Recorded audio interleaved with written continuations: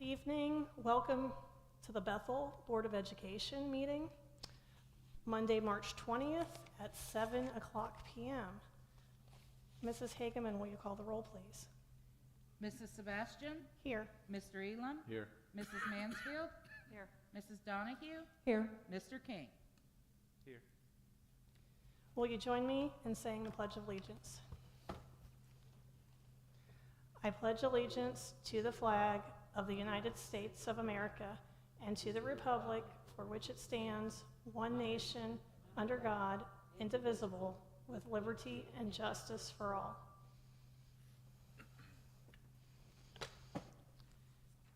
Next is approval of the agenda, and before we approve the agenda, I'll ask the board and administration if there's any additions we need to make to the agenda, please.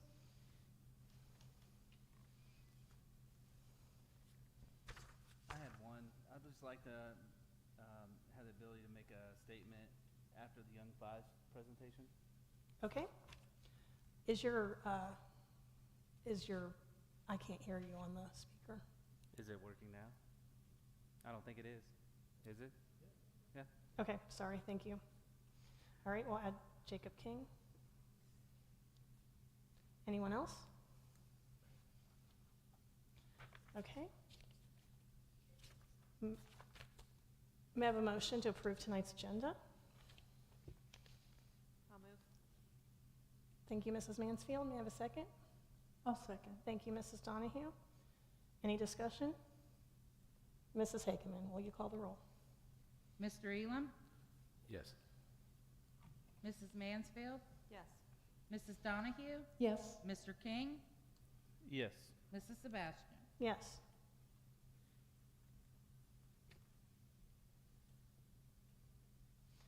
Okay, approval of the minutes. Can I have a motion to approve the minutes? I'll make a motion to approve the minutes. Thank you, Mr. King. May I have a second? Second. Thank you, Mr. Elam. Is there any discussion? Mrs. Donahue did point out a revision that needs to be made on the public participation. One of the gentlemen decided not to speak, so just need to add decline to comment on his item.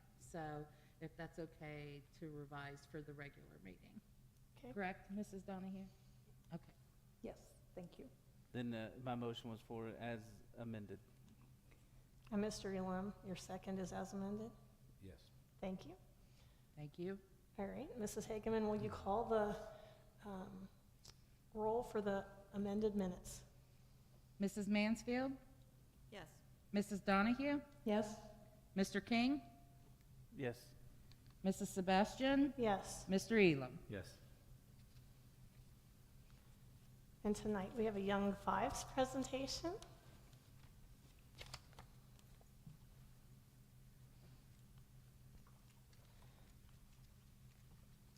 And I will apologize for the sun. I hope you can see the presentation. It's kind of blinding up here.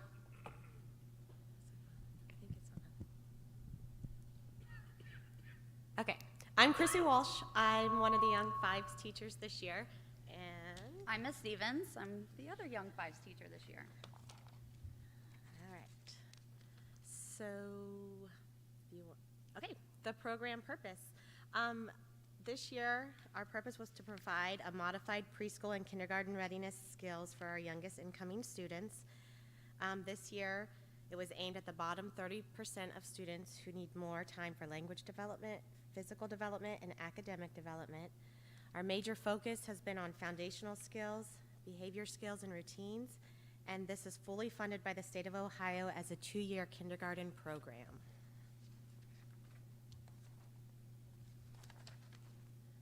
Our classroom setting, our max number of students is 14. It's a 2-year commitment with parents. We explain that to them when we sit down and talk about the program and their child's opportunity to be in it. The first year is a modified preschool and kindergarten curriculum, and the second year is traditional kindergarten.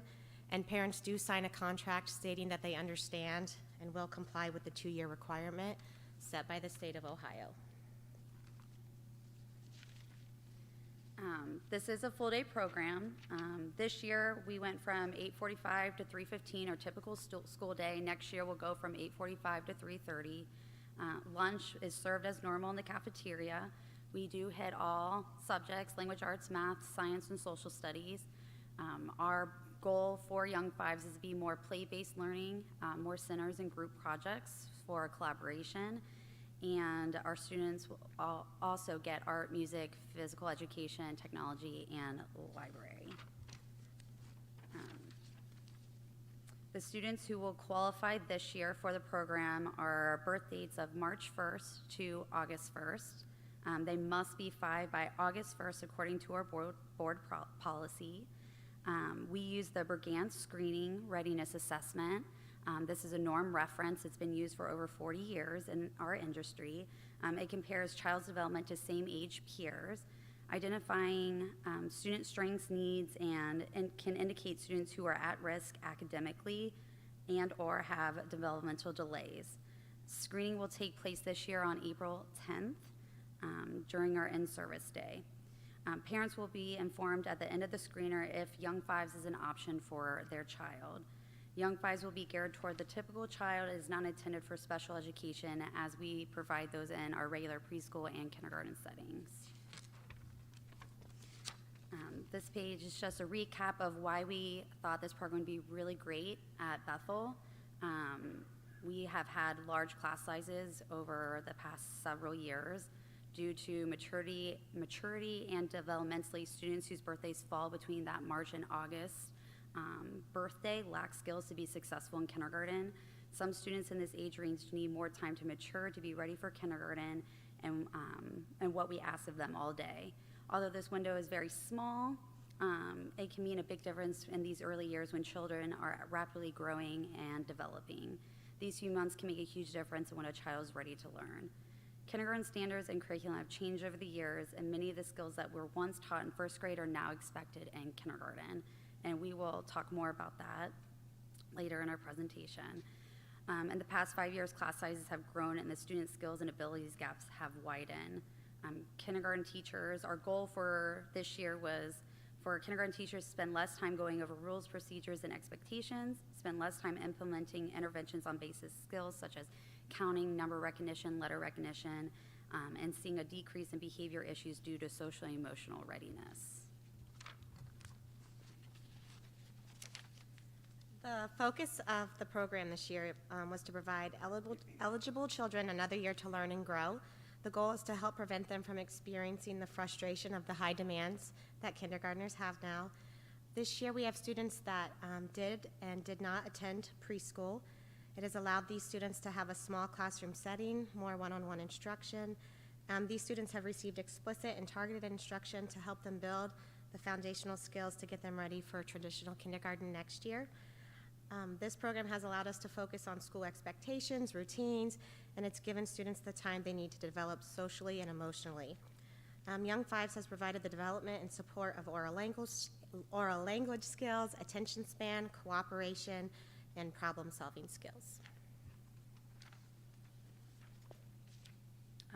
This year, we've also worked with our kids.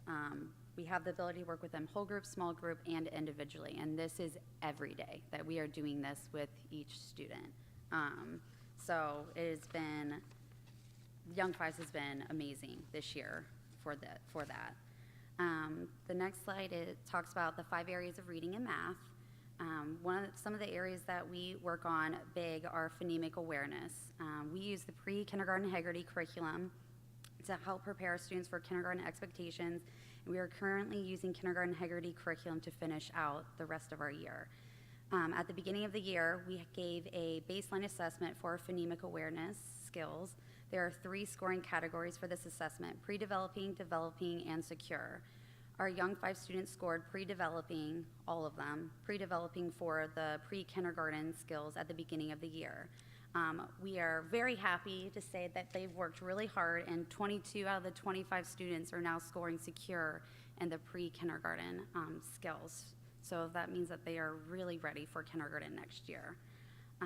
Some of the phonemic awareness skills that we work on and what incoming kindergartners should work on now are identifying rhyming words, producing rhyming words, and orally telling us the beginning and ending sounds in words.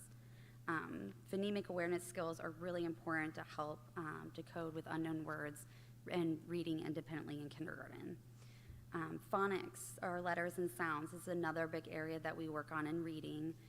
Kindergarten is more than learning letters and sounds. We've actually just had this conversation that kindergarten just several years ago, it was letters and sounds, and that was really important. And now the expectation is they come in knowing all of their letters and most of their sounds. One of the things we are most proud of with this program is the gift of time. This program has allowed our students this year to have less pressure of learning letter sounds and reading words in a short amount of time. We've spent 3 quarters working on letters and sound recognition, and we are continuing to work on letter fluency with most of our students. These students are younger and developmentally they needed this time. These students are learning at a pace that is appropriate for them and will be more prepared next year in a traditional kindergarten classroom because they had this gift of time. Even if a child knows their letters, that doesn't mean this program isn't appropriate for them. We had 2 students who scored secure with their letter recognition for uppercase and lowercase. These students still needed to work on pre-kindergarten phonemic awareness skills and pre-writing skills.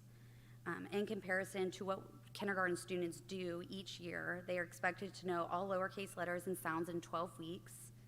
They will also be expected to master writing all lowercase letters, and then they're graded on them. And after the first 12 weeks, they will have 4 weeks to learn how to write all uppercase letters, recognize all uppercase letters, and be able to read and blend sounds together for simple words such as cat, log, bug. The expectation for kindergarten to read and write is very rigorous and fast-paced. Typically, our younger students struggle with the expectation and pace because they are just not ready to learn it yet. They need more time. Not only did this program allow the gift of time, but it allowed our students to become more confident with recognizing letters. We noticed that this was very common among our students to reverse letters. Even though this is developmentally appropriate until 2nd grade, we noticed that these students needed more time to be able to self-correct reversals B, D, P, Q, M, W, and U, where in kindergarten they should be self-correcting these letters with ease or recognizing them correctly by the end of the first 12 weeks. The next section that we focus on in reading is comprehension. We really focus on character setting, retelling, and picture walks. Students need to be able to understand these basic concepts. In kindergarten, they're expected to know what these concepts are, and then they have to have deep conversations and critically think about the story that they just read. Now that our students know these concepts and understand what is being asked, they're going to have an easier time thinking critically about the story and what is being asked of them during reading time. The next section that we work on is vocabulary. All of our students have gained so much vocabulary from this program. Students are using vocabulary they have learned on a daily basis. They're absolutely excited when we come across a word they have learned or when students and other teachers use the words. But specifically, our English language learners have gained so much. Learning to speak 2 languages is tough, and this program is allowing them to grow and learn basic academic vocabulary for them to be more successful in kindergarten. Math. We worked so hard on number sense this year. We have worked with students on subitizing numbers 0 to 10, being able to see a number, objects, and know that it's 3, 4, 5. We've worked really hard with them on fingers and counting, knowing that 5 and 2 is 7. These skills will help with adding and subtracting when they get into kindergarten.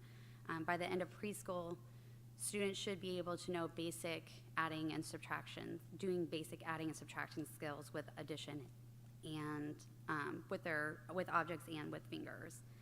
And another big thing that we work on in Young Fives is fine motor skills and gross motor skills. We cannot express how important it is fine motor skills are for kindergarten. Most of the curriculum that we have in kindergarten is writing. Students are writing letters, then writing words, then writing sentences, and then with guidance, they're writing paragraphs by the end of kindergarten. Students need to be able to color in the lines, sit for long periods of time, and have core, shoulder, and hand strength to be able to hold a pencil correctly. In Young Fives, we spent the whole first quarter on how to hold a crayon correctly, how to hold scissors and cut correctly, and how to use a glue stick. All year long, we have been working on building strength in students' hands, shoulders, core to help them with writing letters correctly, sitting for longer periods of time, and to help them color in the lines. It is important that the students are strong enough to do these things. If students struggle with writing letters, they become frustrated, and then writing becomes hard. And then that's where we see the big gap with writing with our younger students, because it's hard, they don't want to do it. So this has built the confidence in them for our rigorous kindergarten curriculum that we have. Overall, we are making it easier for these students to be successful, and we have and they have a basic foundation and will be older to be successful in kindergarten. So we are very eager to see what they do next year in kindergarten.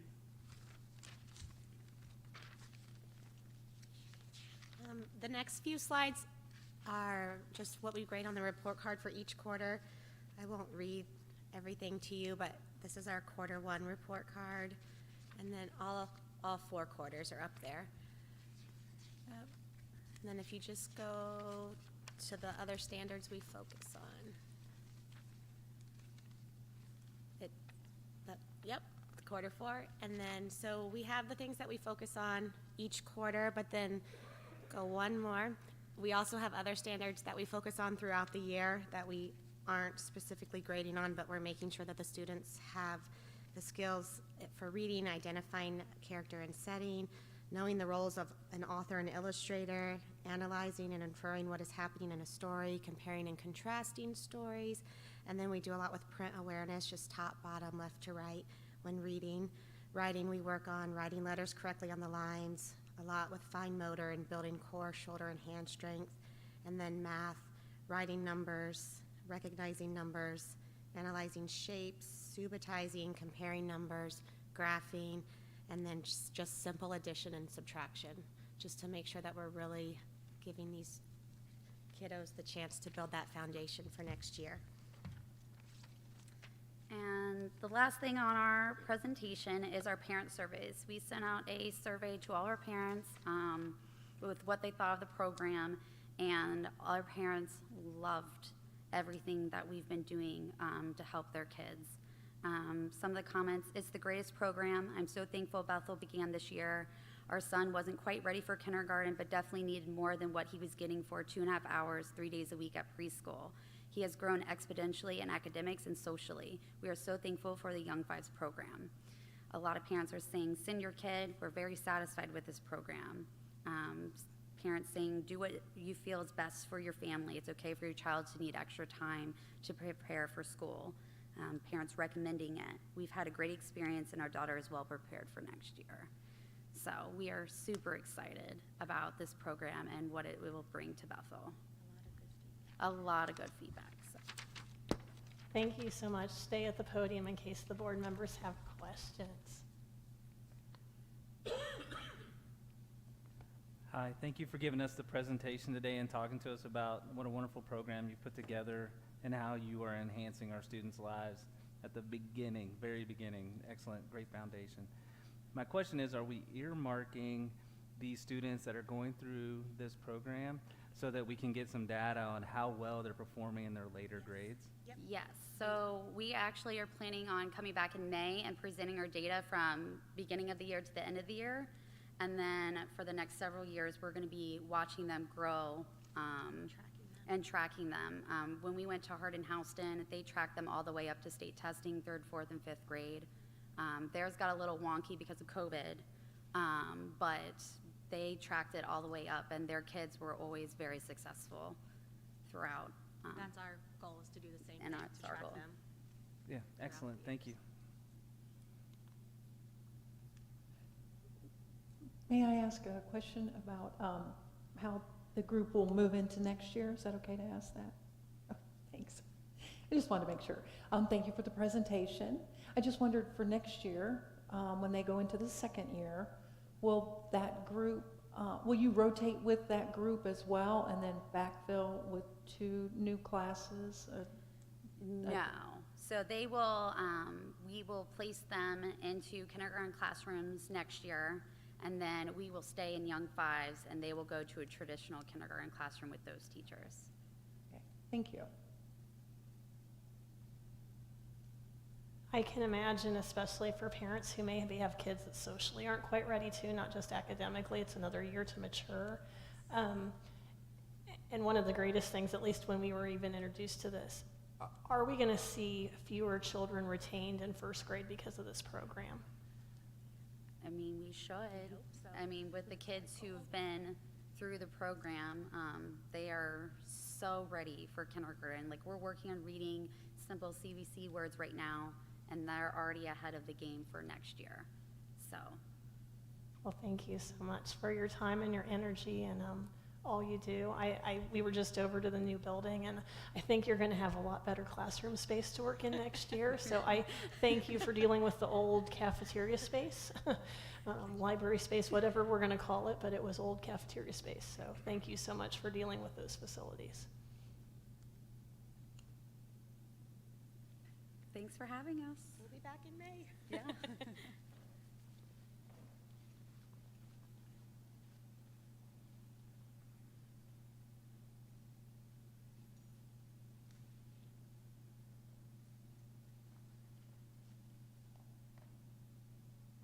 Mr. King. Thank you, Madam President, our community. I just want to take an opportunity to say that I'd like to apologize.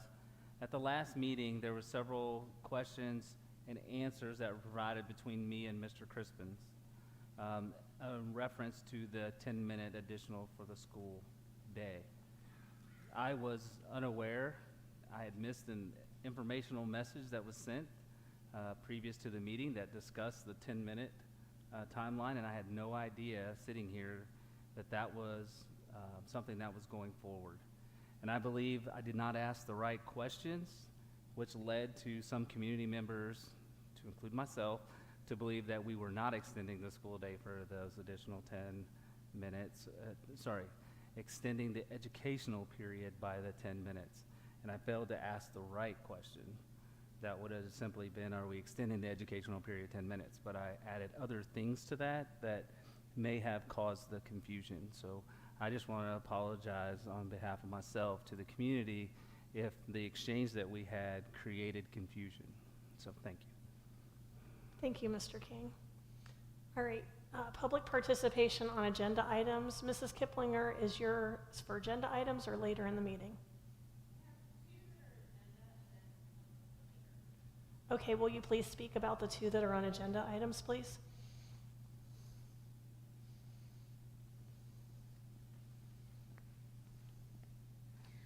So my question for the agenda is the resignation. I'm curious as to why the date on that is June 2nd and not immediately, or, I mean, the date is past the end of even the general school year. So that was one. And then the other one is in regards to the hiring of the junior high principal. Why are we paying someone $90,000? It's a principal that really has no experience and is untested. So I'm just curious. I mean, that's a lot of money for someone that really doesn't have any experience. Thank you. Thank you, Mrs. Kiplinger, and I will allow Mr. Crispin to answer both of those questions when he covers his superintendent report. Okay? All right. Monthly financial report. At this point, I will turn things over to Mrs. Hageman, and she can take the wheel. That went quicker than I expected. Okay. So if we look at the monthly financial report for the district, happy to say the book's balanced. And we can move on to that's our cash statement where we are actually. If you can note at the bottom, all the numbers in red are when our expenses exceeded our cash. So for the month. So thankfully, I'm hoping we won't have that problem for the year.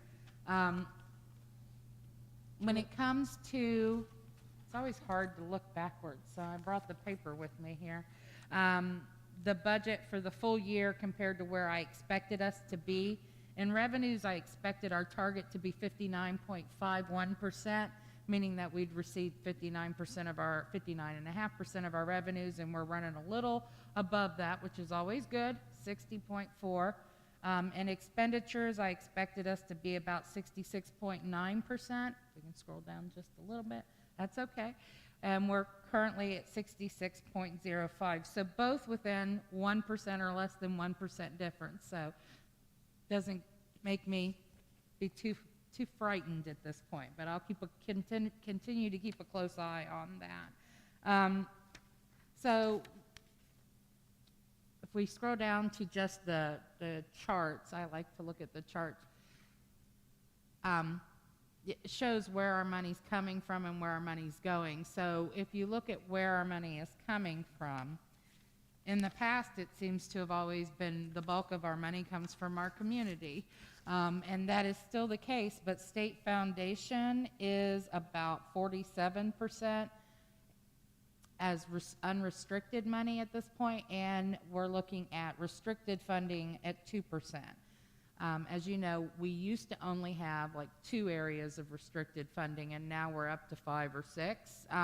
So I'm sure that's going to change as we collect more money and as we go on throughout the year. But I'm thinking what we're going to see is the state taking up more of the percentage of our revenues than it has in the past. So I'm going to keep a really close eye on that, especially as we look to see if the Fair School Funding Plan is fully implemented. So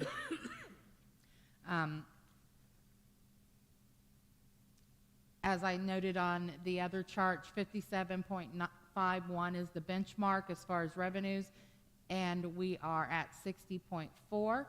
So looking pretty good. And then where our money goes, as we've said over and over again, and every school district I've ever been at, and I think this is number 4, it's always on salaries and benefits. And here it's 49% of salaries and 21% of that is benefits. So we do have a pretty large purchase service contract with the ESC, not as large as it's been in the past, but it's still over $1 million.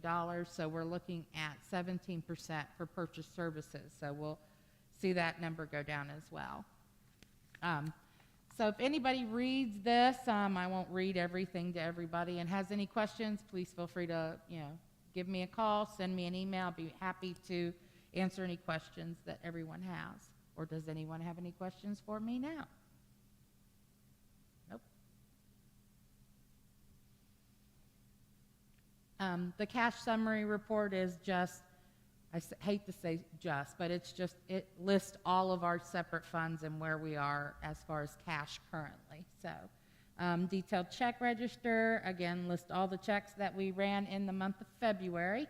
And then we are on the amended certificate. So amended certificate is just a fancy way of saying all our revenues. This is a summary rather than the detail that the multiple pages that we would do. So this just sums everything up for you in one page. The Board of Education is not required to approve an amended certificate. I like to put them on the agenda so you can see where our revenues are and where our appropriations are and the difference between the two. So, but this is just a one-page report rather than the 52 pages that we had been looking at previously. Trying to keep things simple. And on the appropriations, did the same thing, just did a recap. Again, it's a summary that shows everything from general fund and the different funds, and it's on one page rather than 52 pages. And luckily, the Miami County Auditor, who still requires that we submit everything in paper, is willing to accept the one page rather than the 52 pages. So I'm happy about that. So we'll keep moving in that order. Maybe sometime we'll get them to accept it via email. Not yet, but we're working there, baby steps. And then the APCOM report is just taking those 2 reports and combining them into one. So you can see that we are not over appropriated in any of our funds, meaning that we've budgeted more than we have coming in revenues. So the only areas where you're probably going to see a negative amount are those 400s and 500s, which are your state and federal grants, because we have to spend that money and then request reimbursement. So if you see a negative amount in the 400s and 500s, don't be alarmed. You're not over appropriated. I'm just looking, we have to wait on the cash to arrive. So we have to spend the money and then request reimbursement. So that's a common thing. So Then what's next on the list? Oh, Miami County Auditor requires that we approve tax rates every year. These are the rates that they've established based upon our valuations. You have inside mills and you have outside mills. Inside mills is 4.5 for the general fund, and our inside mills on our PI money is 2. It's interesting because you also have a 2 mill outside capital improvement or permanent improvement money that's coming in. Do you see the difference? Inside mills will get the district $410,000. This is the Miami County Auditor's estimate, $410,532. Outside mills, which is the same number of mills, 2, will get the district $216,651. So it's interesting because I've not seen a district that's had inside and outside, so it's a very good representation of what happens with inside mills versus what happens with outside mills, which is as new things are added to as new houses are built, as valuations go up, you get more money on your inside mills. You do not on your outside. On your outside mills, those are reduced to an effective rate thanks to House Bill 920. So you can see the vast difference that happens with the effective rate in House Bill 920. But it requires board approval. I'm fascinated with this stuff. I know it's probably boring for everyone else. So it requires board approval, so I need your approval to accept those rates and amounts by the county auditor. Then we're on to the certificate of availability. This one came in after our work session. Need the board's approval to pay an invoice for legal services that we incurred in February. The invoice totaled $8,621.50. We didn't have enough on our purchase orders because we exceeded our budget. So I needed to increase the district's budget by $50,000 for this year to cover legal fees, and I need the board's approval to pay this bill because it exceeds my authority of $3,000. Initially, I had estimated our budget at $91,557, which I thought was going to be high. We have spent $99,338.50, and that's through February. We still have March, April, May, and June, so we still have 4 months. And I gave a little bit of a look back on our legal fees beginning in 2020. This is from July, what we have spent from July 1st to June 30. So, and we're always billed a month in arrears. So from 2020, the budget was $10,500. We spent $10,540. In 2021, budget was $30,000. We spent $31,246.90. And then 2022, $35,000, spent $35,147. And in 2023, the budget is now $141,557, and we have spent through February, with the approval of the board to pay this invoice, $99,338.50, which is overall almost a $65,000 increase in legal fees. So that is a big ticket item in our budget. As you know, we have a lot of court cases that are out there that we're still working. So I'm hoping that this additional $50,000 is enough to finish the year. So.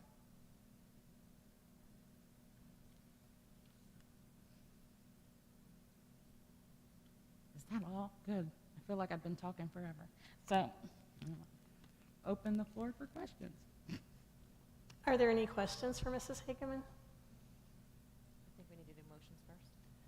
Well, I'd rather have questions in case there's any amendments.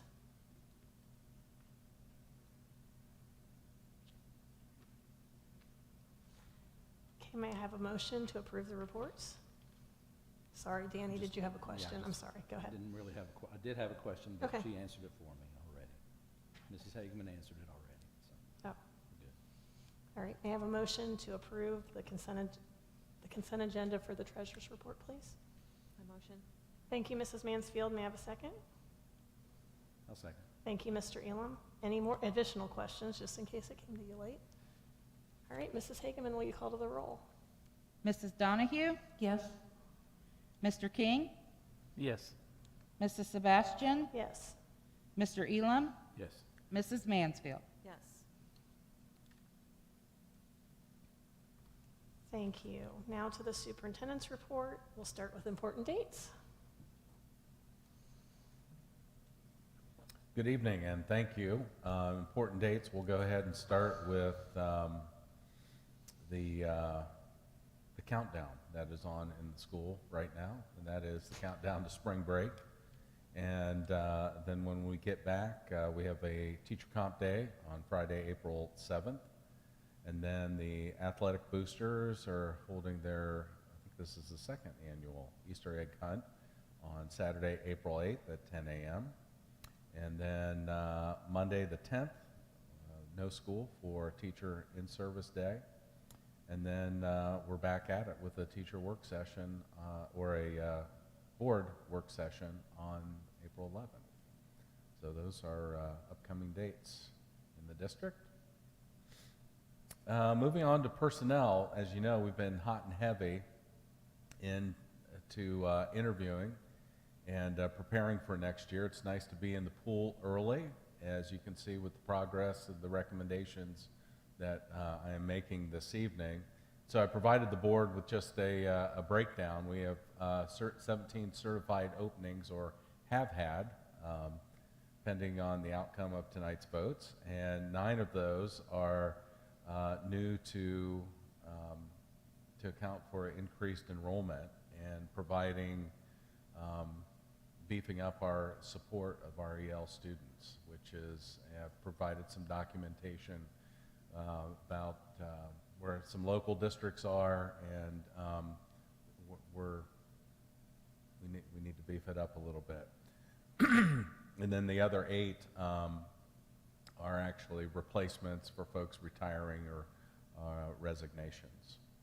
Then on the classified side, we've had 13 openings, and this is a lot of these positions are to help support the new building, and or staff that are will leave to go over and work in food service or maintenance, or in the offices, or in the clinics, and just balancing that out. Tonight we'll be recommending, currently we have Tricia and Heather, who do part-time as one nurse for almost 2,000 kids, and the state recommendation is 1.3 per 1,000. So I'm asking for the board's support to increase that, and probably next to our middle school staff and their large class sizes, our nurses have just been stretched, and we've been paying them overtime to get all the charting done, and which they are required to do anytime they have a kid in the office or in the clinic for a visit. That has to be recorded, and so those folks are busy. And they offered to be here tonight. I said, no, I don't think we need that, but they're eager to get help and to so we can better serve our students and staff.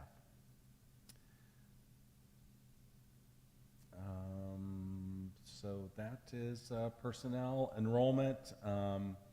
Someone, I think at the last board meeting, asked if we would do a monthly running total, and we provided that.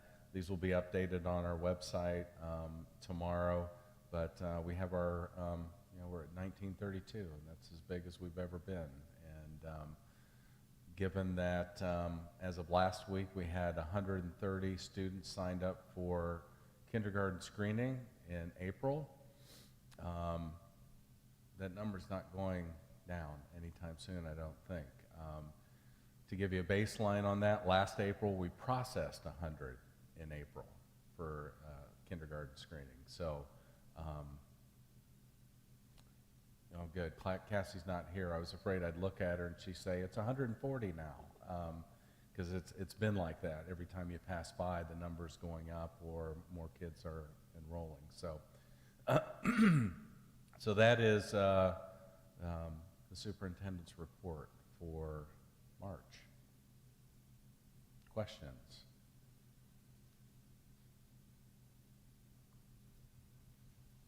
Okay. We'll move on to classified personnel. And I am recommending Twyla Reedy to be a substitute aide for us. Brianna Davis, a teacher aide in the primary grades. And then Kristen Weber to be a healthcare clinician at the elementary. And then Stacy Humphreys, a healthcare clinician then at the high school. And those are the recommendations for classified personnel. May I have a motion to approve the consent agenda for the classified personnel, please? I'll move. Thank you, Mrs. Donahue. May I have a second? I'll second. Thank you, Mrs. Mansfield. Questions? Appreciate seeing the bus drivers on there. Hopefully that will come to fruition. Yeah, we're hopeful. Right now we have some double routes going on, so we can just do a lot better at dismissing, and if we can get those routes covered and as individually. So fingers crossed. And I want to thank you and the board for supporting the additional healthcare clinicians. I know, and I want to say a special thank you to our two nurses. I know it's been a rough couple years, especially COVID was probably, I can't even imagine what that was like. And I just want to thank Mrs. Moore and Mrs. Kemper for all their efforts and their overtime. And I'm excited to meet Ms. Weber and Ms. Humphreys when they arrive. It's a big job, and I'm very thankful that we'll have more coverage in the clinic in both buildings. Incidentally, both parents of Bethel students. Wonderful. Yep. Wonderful. And I'll look forward to meeting them if I haven't already. So I'm really excited about that. So thank you. Mrs. Hageman, will you call the roll, please? Mr. King? Wait. I'm sorry. Can you tell us about operations assistant and student services secretary? What was You the just- other one? The second and third one, they're under classify. Operations assistant and student services secretary. Yeah, so operations assistant is something Teresa and I, or Teresa, Tina, what's your changed name? my name. Something we've kicked around as far as trying to get these rogue tasks and responsibilities, like all the stuff coming in with shipping and receiving and helping Mr. Bird. Some of the paperwork and enrollment pieces, which Tina had to do this summer, that are traditionally done with somebody with food service. What were some other things that we kicked around? Processing, free and reduced applications, There you that's go. being done by me. And Jennifer, who's the EMIS coordinator, shouldn't be done by our department, but we rolled up our sleeves to get that done this year. And doing all the direct certifications from the state for the food service program, POs that need to be monitored and watched for maintenance, and for food service, order placing for food service and maintenance and things of that nature. So a secretarial, clerical, much-needed assistant in that to cover all those departments.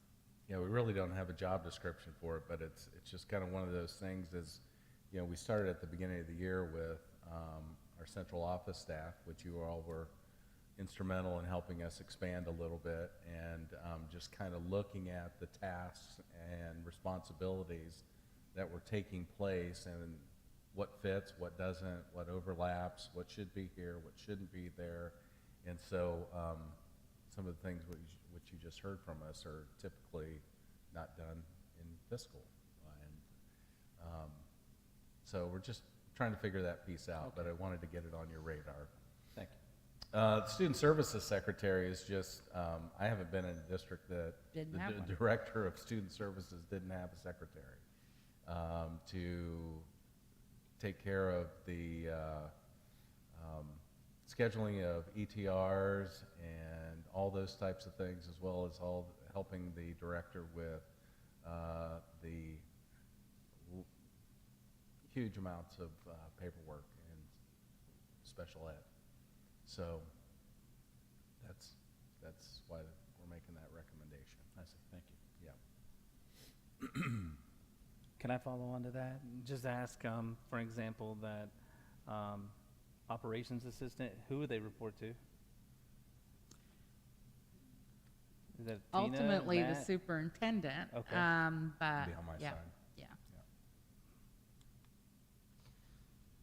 Well, and I just want to say, I think allowing our heads of our departments to focus on the skills they're good at.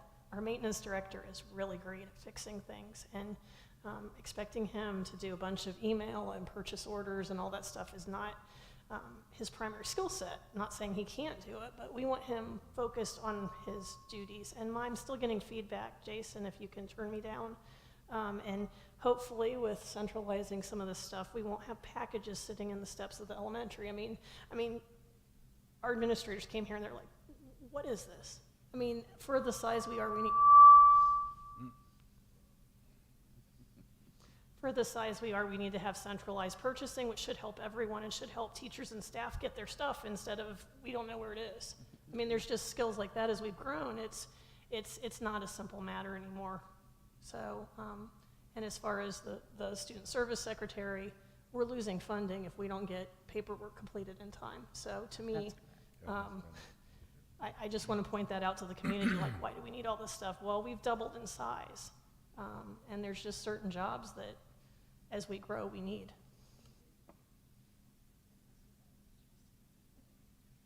All right. Any other questions or comments on the classified personnel? Okay, Mrs. Hageman, will you call the roll, please? Mr. King, Yes.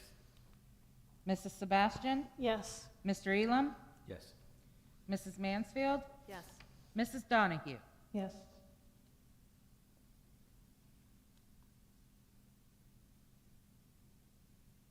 Okay, item 8, recommendations for certified personnel.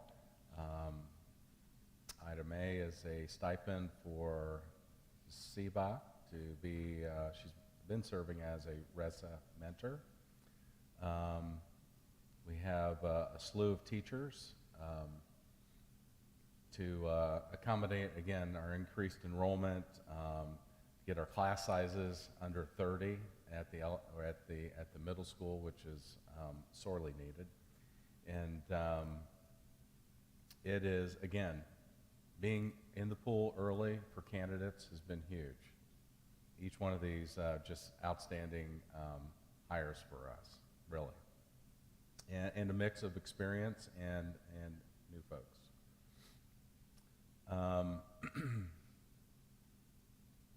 Item C, recommending Mr. Fugate, who to be our middle school principal. Although he's only served as an assistant principal 1 year, he knows us very well, and I think impressed both the administrative team and the teachers that interviewed him with his vision for the middle school. And as far as the compensation, lots of ways to cut around coming up with administrative salaries. This is really, most places I've been at had ranges established already, and so you fit somebody in that range depending on their years of experience, education, that kind of thing. We don't have those, so basically, in coming up with Mr. Fugate's salary, looking at the spacing with all our administrative positions, and usually you have the superintendent, then the treasurer, then your high school principal, then your middle school principal, and maybe your elementary principals, your AD is in there, as far as the spacing, if that makes sense. And so where our elementary principals are, where our high school principal is, basically falling in between there, is how we came up with that number. So I wish it was a little more scientific than that. I think it's important to keep that, the integrity of that order. I think if you get on Buckeye Institute and check most districts, that's what you'll find. And so, Well, and that has to do with responsibilities, right? Not saying elementary principals don't have responsibilities, that's not what I'm saying, but the high school principal is over the athletic director and has a lot of other duties, correct? right. And Mr. Fugate's going to continue on overseeing transportation as well, because he messed up and has done a really great job with it. And we don't want to change that. He's done a super job. So he'll oversee that. Kathy will do most of the day-to-day stuff, but we still like what he's done with that. Continue that capacity. So we have leave requests, item D, which is paid leave for Megan Powell. Congratulations, Megan. And unpaid leave for Leah Wharton, and that's a revision. We had to work out some understandings of what American Fidelity's program, that was an error on my part, but so that's a revision from the 13 days that we previously approved. We have a resignation from Mrs. Bullmaster that's effective June 2nd, which is the end of, I think that we're at the end of the contract at that point. And those are the recommendations for certificated personnel.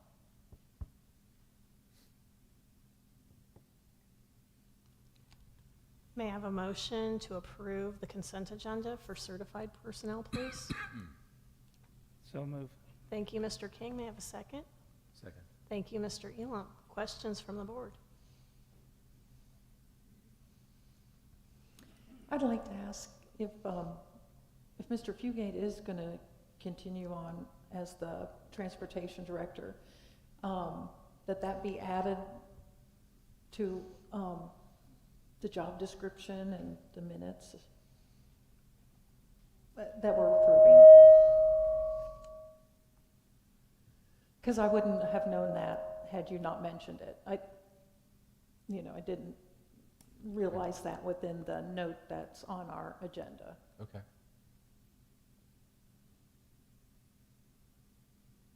Can we do that, Madam Treasurer? Sure. Thank you. Thanks. And I want to say thank you to all the teachers, staff, administrators, and both of you for all your work in interviews. If you've looked at their schedules the last couple weeks with interviews, it's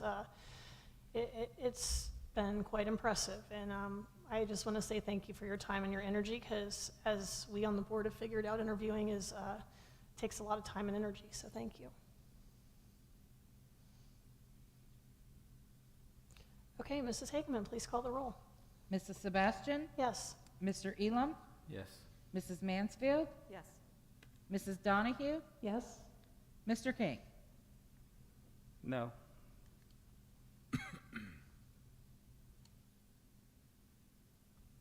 Motion passes 4-1. Okay, business recommendations. Okay, so always glad to receive donations. Received a nice one from the B-Ball program, $3,500, and we've, guess we attached pictures of the adjustable backboards that we have in the gymnasium at the new K-5 building. So See 'em? thank you to all our donors, and especially the B-Ball program. Item B is an agreement with Envision to provide cost of education for a student placed in the Christian Children's Home of Ohio. That was a court placement. Recommendation for K-5, for the new K-5 building, for classroom furniture from Zimmerman Equipment. And I think we had some discussion at the work session about, where's that money coming from? What are we doing with contingency funds? So Mrs. Sebastian can bring up, these are the 3 buckets that we're working out of down the home stretch as we're looking at these new costs that were, unexpected, furniture being one of them, as well as items from the alternate list that was made up, last year or a year and a half ago. So so the 3 pots are the Permanent Improvement Fund. We, at one point last year, set aside $350,000 from the Permanent Improvement Fund, and we're looking to that is where we look to take the furniture. The board approves this furniture purchase. That's where we'll take it out of. If we go ahead and purchase middle school or furniture for what will become the middle school classrooms, when we take over 5 elementary classrooms, we would take it out of that fund as well. And then looking at the purchase of bleachers for the gymnasium at the new K-5 building. Those would come out of that pot. Then in the contingency fund, and really our contingency money is gone. What's left is escalation contingency fund and the CMR contingency fund. And most of those items that you see listed there are from the alternate list, save for the visitor stadium bleachers. But you can see there's a little balance left over, and that's good because things can still happen in the last 4 months of construction, knock on wood. And then, surplus permanent improvement, about $155,000 of unspent, aside from the $350,000 that we're going to look to get that service road from the back of the elementary parking lot over to where the field house is going to be. We need a road there to get the concrete trucks back there. And then also the parking lot extension in the back to provide an additional row of parking in the back lot there. And so, and then there's some other things that we know we're going to look at, but we'll have to wait and see.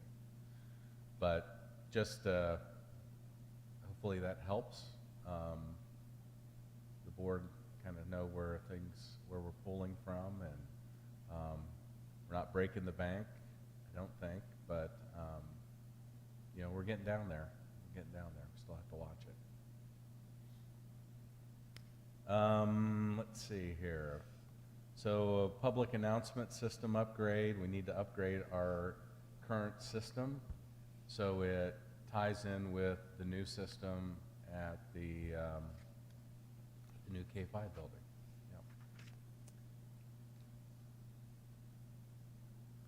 Food service and consulting, we want to approve an I put that on the board. I think this was a late ad, but I wanted everybody to take a look at it if they hadn't.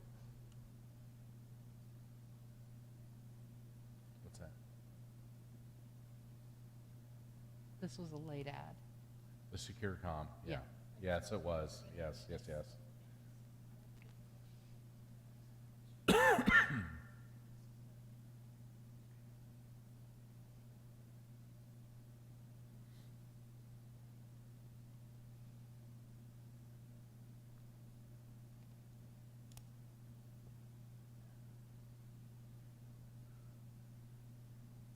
And correct me, I think, just a side note, is this is all coming from our technology budget, so it's not an increase. It's not coming from any other source. This is something that Mr. Cook has been able to finagle in his budget. So, and it exceeds our authority, which is $25,000, which is why it was quickly added to the board agenda for approval.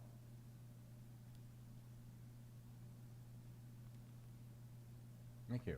And then we want to extend our contract with the EPC food service, which has been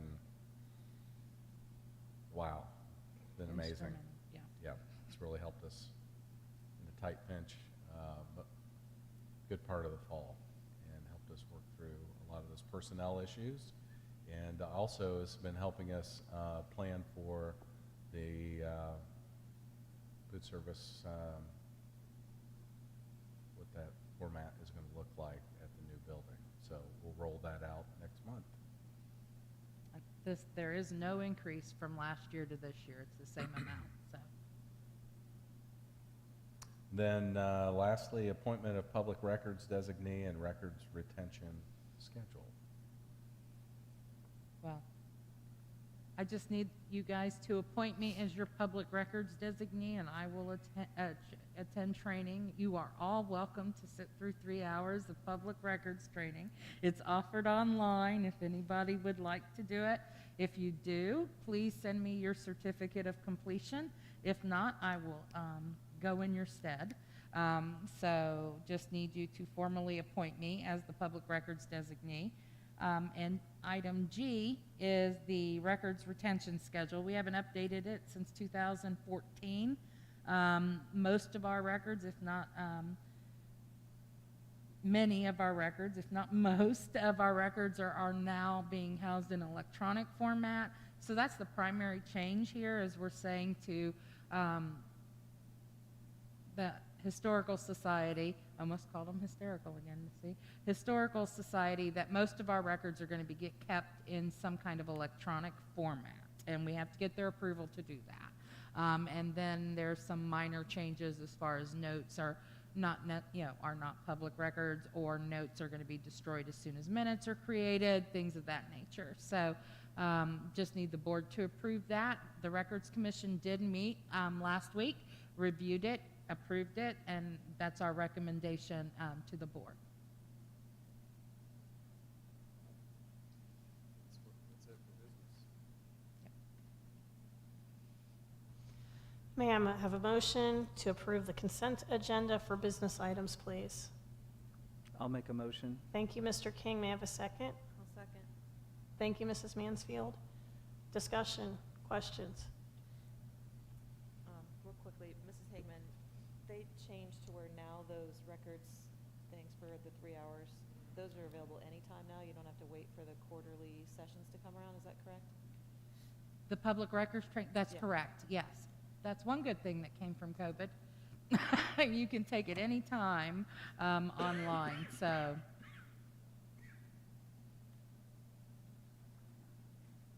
Thank you. You're welcome. I had a question with regards to the alternative list and furniture expenditures.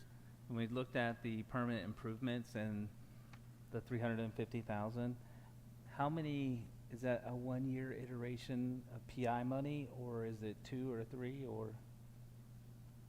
You had some carryover from year to year, and so I sort of hung on to it because we had the board and the previous treasurer had promised it to the district. So it's a couple years of carryover that we've held on to pay for all these additional items. I think the past conversations were whether to transfer from PI into the construction account. That's not something I would recommend. So you don't want commingling of funds, especially with interest rates where they're at. So we're going to purchase directly from the PI budget, and it's about 1.5 years, 2 years worth that we've sort of kept a little bit from here and a little bit from there. You're welcome. Excellent, thank you. There. Yeah, and this basically reduces the overall cost of the building project budget. Like they expense that out up front, Jacob, so that's why, because Tina and I went back and forth on this several times, because I'm like, well, why did we vote on this and not on this? Because I was very confused. So she sat down with Peterson, and Mr. Crispin sat down with Peterson, and they figured it all out, and this is what they're presenting to us. But I had asked a lot of questions, because I'm like, there's no doubt when Mr. Hattery was here, this $350,000 was allocated to the building project. But now, instead of being put in the new construction fund money, we're just paying for it out of existing funds, if that makes sense. Yes, thank you. Well, we should see a significant change order to reduce the cost of the budget by $350,000. So we'll see a negative change order to the project for $350,000 since we're going to be making this purchase outright, so, for most of it, yeah.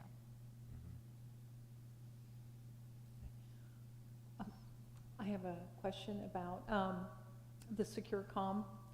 The upgrade to the PA system will happen in this or in this complex, if you will, and it'll be to be able to share, to be heard in both buildings. Is that correct? The new Yes, building? Yes. And No- so, go ahead. Go ahead.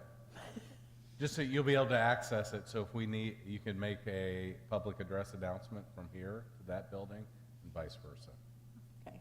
with that And connection. so they're working on a new building now. When will the upgrade for this facility take place? This summer, or, well, after school is out, hopefully? Yes, Okay, after school.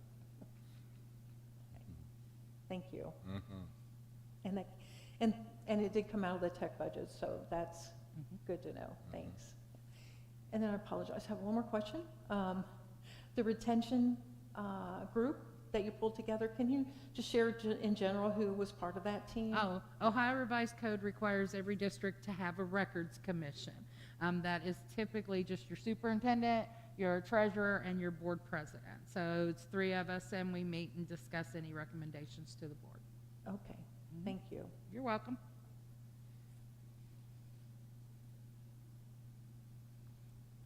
Any other questions or comments? Okay, Mrs. Hageman, will you call the roll, please? Mr. Elam? Yes. Mrs. Mansfield? Yes. Mrs. Donahue? Yes? Mr. King? Yes. Mrs. Sebastian? Yes. Motion approved, 5-0.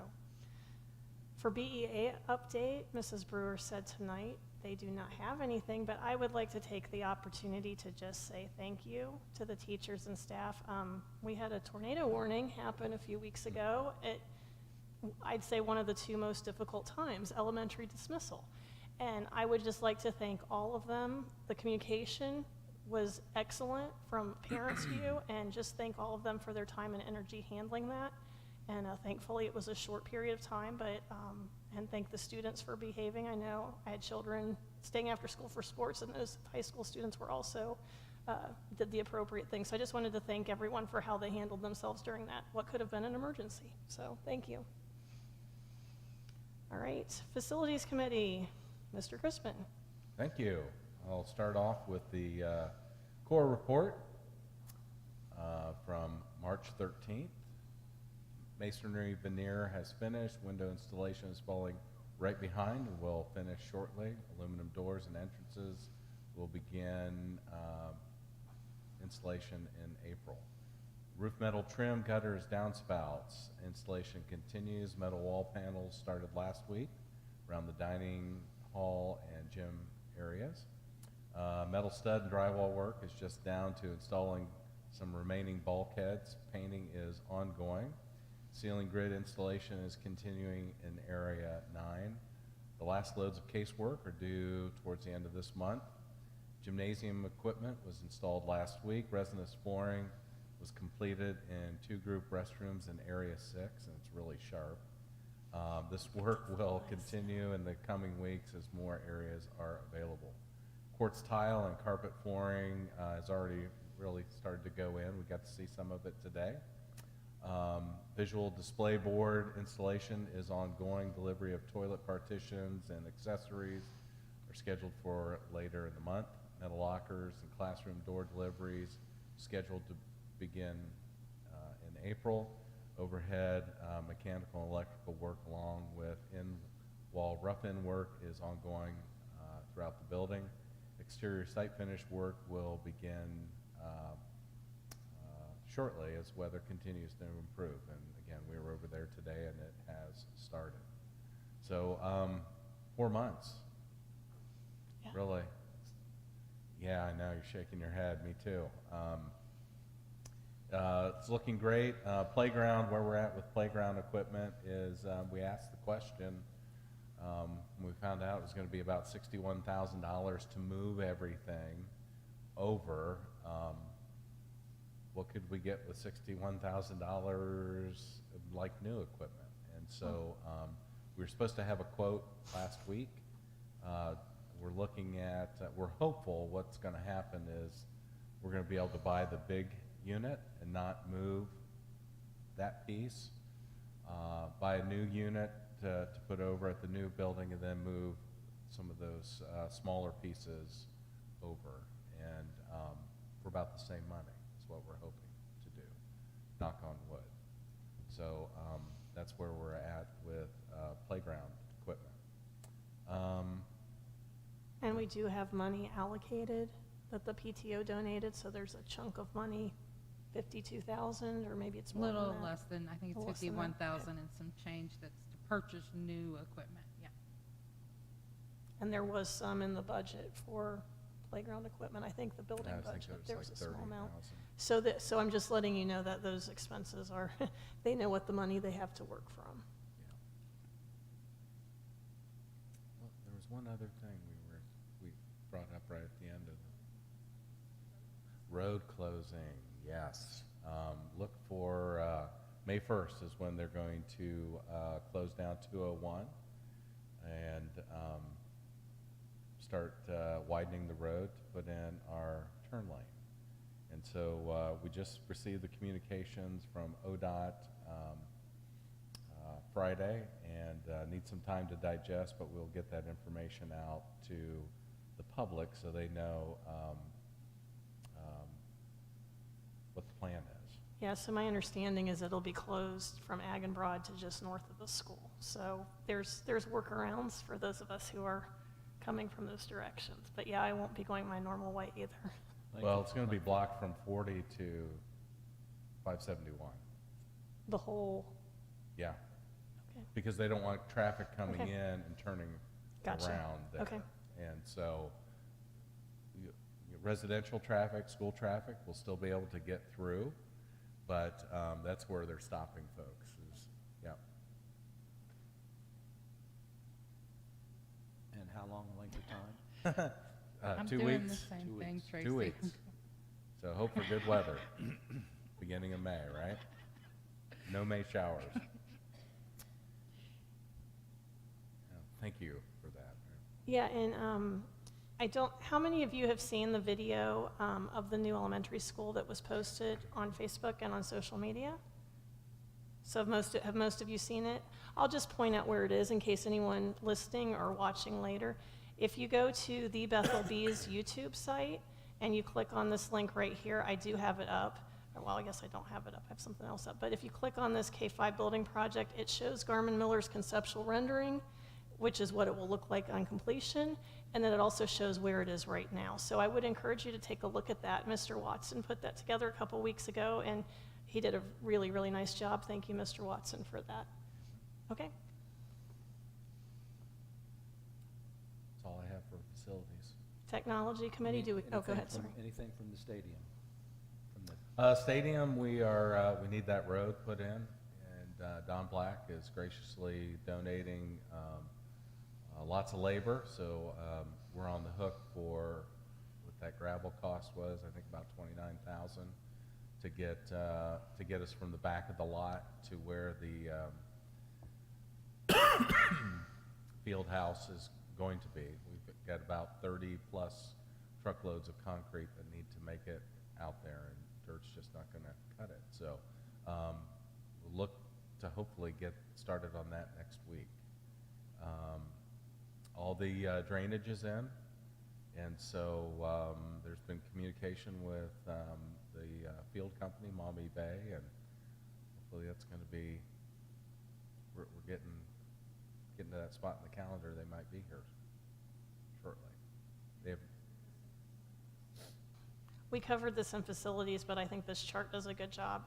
The budget to put the road back from the school to the stadium was going to be $207,000 approximately, and with Mr. Black's and the Ohio Apprentice Program's volunteer labor and equipment, we're down to $67,000, which is roughly a third of the cost. So again, I cannot say, go ahead.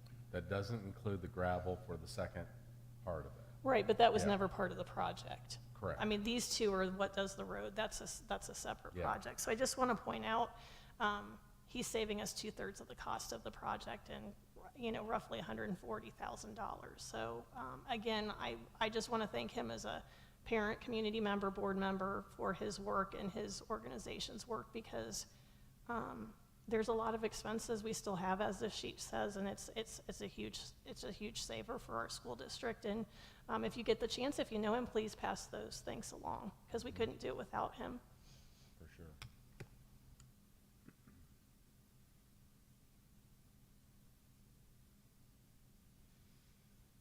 Do we have anything for technology committee? Okay. Liaison reports. Legislatively, the things are just being worked on, nothing to report just yet. Thank you, A Mr. lot of angst in Columbus, I believe, at this point.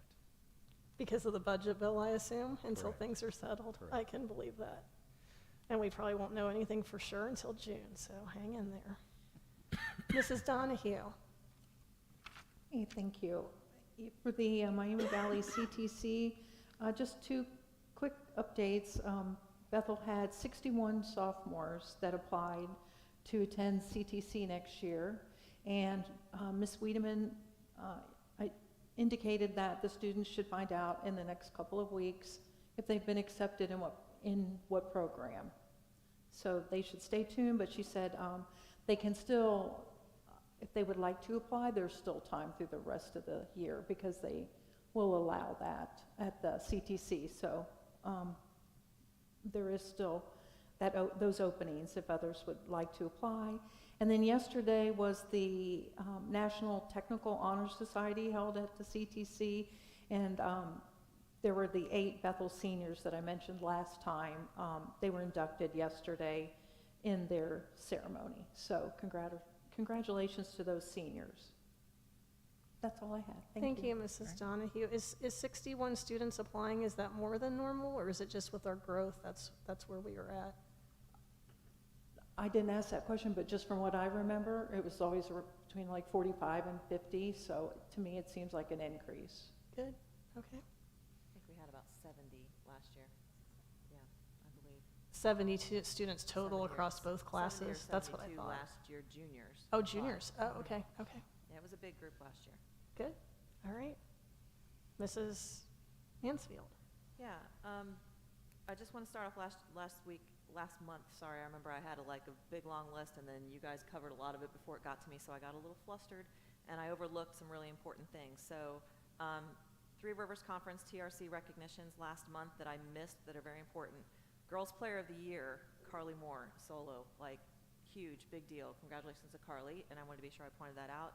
And our Coach of the Year, Danny Elam, our girls basketball coach, got Coach of the Year in his very first year. That's a really big deal. And I don't know how he's going to top it in the next year. That's huge. And our girls team winning their second straight title, that's a really big deal too. So our choir's heading to Florida, to Disney this weekend, and safe trip to all of them. Muse Machines fundraiser at Chipotle is tomorrow night from 4 to 8 p.m. And musical, big news for musical. So it will happen shortly after we come back for our next work session. So Shrek the Musical, the tickets will be on sale to the public starting Monday, April 10th. And we're going to be selling it through the Hometown Tickets app where we buy our athletic tickets this time. So that's kind of a big change. It's easier for everybody. Most people already have that app on their phone. And we'll also still sell tickets in the Hive area. And even though it's a teacher work day, we will start selling tickets on April 10th in the Hive area, probably about 3:30 p.m. for the musical. And the musical is the 14th and 15th, Friday and Saturday at 7 p.m. and Sunday the 16th at 3 p.m. And I think that covers mine. Thank you. Is there any old business we need to cover? Oh, sorry, Mr. King. So Technology Committee, all right, we're looking for some stellar volunteers and personnel to come forward to join the Technology Committee. The question I would have is, if our community is interested in assisting with this committee, who do we have them submit their interest to? Mr. Crispin. So please, if you're interested in volunteering to assist us, please submit an email to Mr. Crispin's or give him a call. but we are looking for volunteers. We should be able to conduct hybrid meetings, use our technology for the committee. And we're looking for educationally minded volunteers to assist us, as well as technology savvy individuals, so we can kind of blend our educational approach with all the technology that could be available for us to employ into the school year. So once we have some more volunteers besides me, we can move forward with the meeting. Thank you, Mr. King. Sounds great. Is there any old business that we need to cover? Okay. Mrs. Kiplinger? We can come back, Mr. King, after she speaks.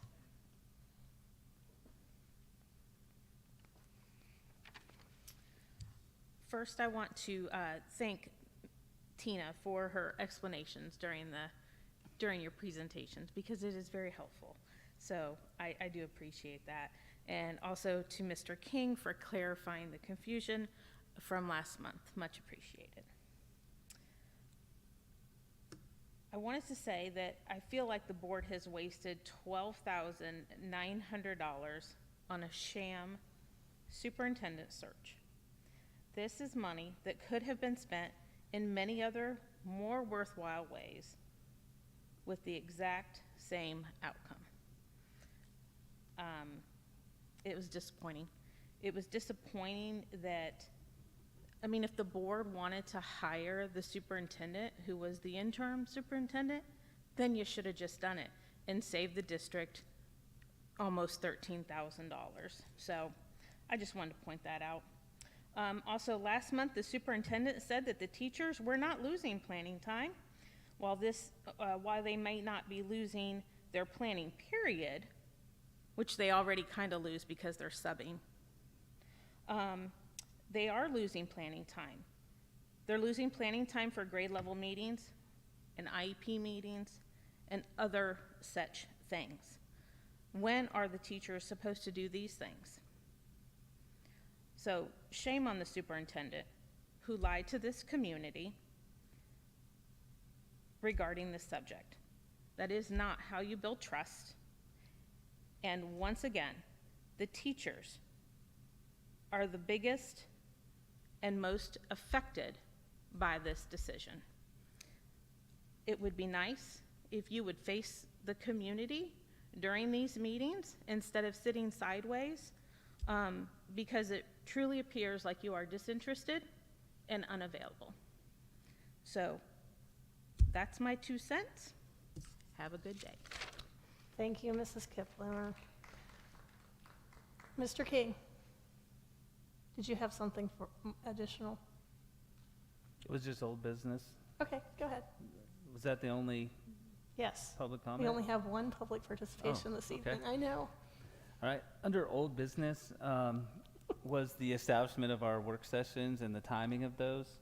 I just wanted to say that if there's an opportunity for us to look at doing the work sessions on a different day than the Tuesday at that time, or if it was later in the day or earlier, it would definitely help me personally.